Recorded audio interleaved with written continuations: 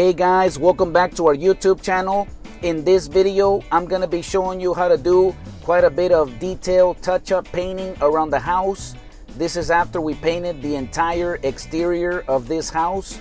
Please stay tuned and continue watching until the end so you won't miss out on any details of how you can do this type of work, especially since I'm going to be going over several different areas that we did in order for us to finish and wrap up this project. So that one of the first things that we're doing is prepping these concrete steps that are on the left side of the house. So most houses, and it could be the same in your area, they have a concrete driveway that kind of leads to the side of the house. And then you have this entry, and so like in our case, there's like 3 steps, concrete steps that lead into the side of the house. So those concrete steps, they're pretty worn out and beat up. So what we're doing to prep it before we can paint is we're scraping all of the surface on the top, the face, the corners, the edges, pretty much everywhere. Just going through with like a spatula. We have a wider one. You can use a thin, less wide one. But you just want to go through all of the surface area and just scrape it back and forth. We're doing this so we can loosen up all of the old paint and take that out of there, so when we apply the new paint, it's gonna adhere and we're gonna be able to get a much cleaner and professional finish to these concrete steps. So the way how to do this is we're just prepping this first, and then at the very end we're gonna come back and paint it. And the reason for that is because this is an access way that we're still using. The client, still needs to use it. So that's why we decided to just take the time right now and get it all ready. Then at the very end, before we're getting ready to head out, we're gonna go ahead and spend the time to paint these steps, so we don't have any worry that somebody will step on the new fresh paint. The good thing is that, obviously the house has a front entry, so they can always access that area if they need to get into the house. But that's the best way and the strategy of how to do this kind of work, especially when you have this kind of scenario. So once you do most of this work, then it will be ready for when you paint. Now, as you can tell, we are also using a paintbrush, and that helps us just to remove all of the loose paint, just clean up all the area nice and well. If you want, you can also use a shop vac to vacuum everything up and just have a super clean surface. But this is the results after we scraped all of the surface area of these concrete steps. We cleaned everything with a broom and the brush and everything, so these steps are nice and clean. And then we're gonna come back later to paint all of this, and I'll show you the results of this area near the end of the video.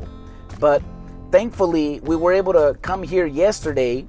We used our sprayer to spray the entire walls of the house. We actually had 3 guys working yesterday, and they helped us to mask off all of the windows on both levels of the house. Actually, on the top, there's only 2 windows, the attic windows at the top, and most of the rest, it's on the ground level. But it's still quite a bit of detail work. So by having 3 guys, it can help you get a lot of prep work. So then at some point, you can have the sprayer guy then start spraying the entire house. So right here, we're also painting the downspout tube. This is where the downspout gets connected to there. And then also any corner areas where the sprayer might have missed, you can go back and then just apply the missing paint with the brush or the roller. Or right over here, we're adding a trim piece directly below the ledger board on the outside. And this is to give it the same look and profile as the rest of the house. Like in this one, it doesn't have it. It was like kind of level with the rest of the house, the siding. So we're gonna go ahead and add a new trim piece and prime it, paint it, attach it to there, and so that way it will have the same design and profile as the rest of the house. So these things that I'm showing you right here, they're very typical things that you may need to do in order to finish up the paint.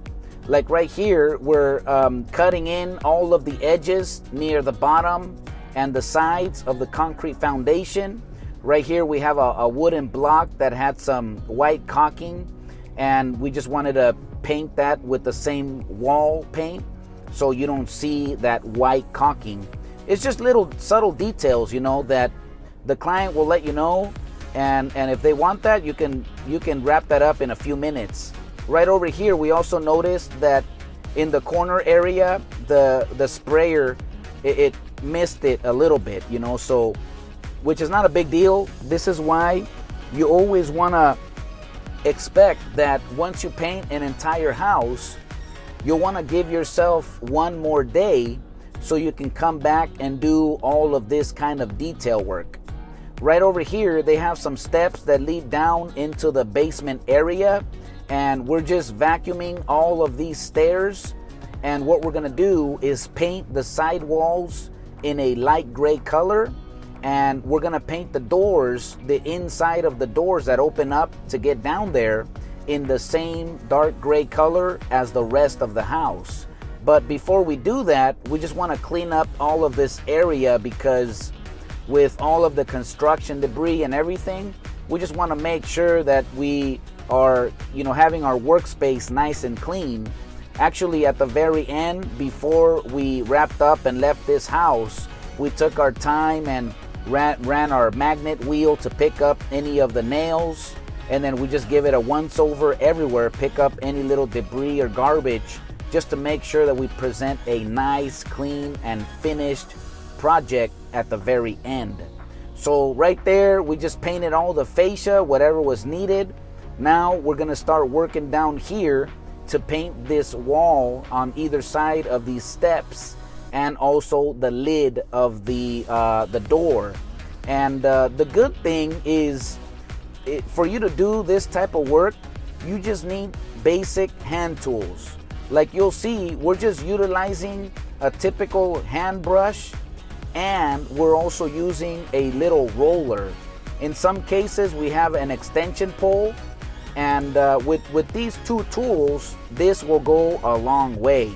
Like right here, you see this siding material. It's that old like cedar wood texture. This is perfect to use a paintbrush there, because that you can get into all the grooves in all the corner areas and everything. And once you run out of paint, you can quickly just recharge it, and then you can go back and spread it out in the area. And you just got to do this once, apply a good decent coat, and that will be perfect. And actually at the very end, we looked at it once we completed it, and it turned out really nice. But as you can see, for all this work, we're just using basic hand tools. Right here we have one of those rollers. It's a 4-inch wide roller, and we have it on an extension pole, so that way we don't have to get way up there. We can work from down here and just paint, like right here in this fascia board, we can paint the front of it, the bottom, and afterwards, someone else is gonna come in. They're actually gonna replace the roof and install some new gutters, but they're gonna have that nice freshly painted fascia board, and it's actually brand new. We replaced all of that fascia board and the soffit underneath, so it has brand new boards. They're gonna be able to attach their brand new gutters to that. So all of this is super nice. I mean, by doing all of this work, this is gonna prolong the life of this house. When we started here about 3 weeks ago, we removed all of the old cedar wood siding material that was super deteriorated. We took all that out. We installed brand new Hydro Gap house wrap everywhere, and we sealed that up with all the seams with the tape. Then we installed that new siding, the James Hardy 5 1/4 smooth finish siding, And the paint, we actually ended up using 3 5-gallon buckets of the paint, and we actually had like half of a bucket left over. We just left that for the client, so in the future, if he ever needs to touch up anything or just use it for whatever reason, he has like half a bucket of paint left over that they can utilize. So, you know, basically right here, we're just taking our time looking at any edges underneath certain things and just cutting in all the lines with our brush. And this is that door that opens up on the inside. We're just painting that as well. And all these little things, you know, it's super helpful for us to do it right now and help our client, because then they don't have to worry about this later. You know, they can, you know, he can take advantage of 2 of our guys that, I mean, and we had agreed upon it previously, you know, to do this, but since we're already here and the door is there, it doesn't take very much to just apply a new coat of paint. So, you know, by being here, we can help the client, you know, take care of a lot of this kind of things, and it's done, you know. And like I said, today, it wasn't even like a full day. We started around 9 in the morning, and by 3 o'clock in the afternoon, we had completely wrapped up this project, and that includes like most of the cleanup. And I actually loaded up all of the ladders and a bunch of tools and equipment that I had left here for the whole 3 weeks. I mean, that's how long this whole project took, about 3 weeks. But thankfully, we finally arrived at the finish line. This is the end result after we painted this entire house and also the trim. I really hope you liked this video. Please consider subscribing to our YouTube channel and activate the notification bell so you won't miss out on any videos that I'll be uploading every single day. Thanks for watching. May God bless you, and I'll see you on the next video.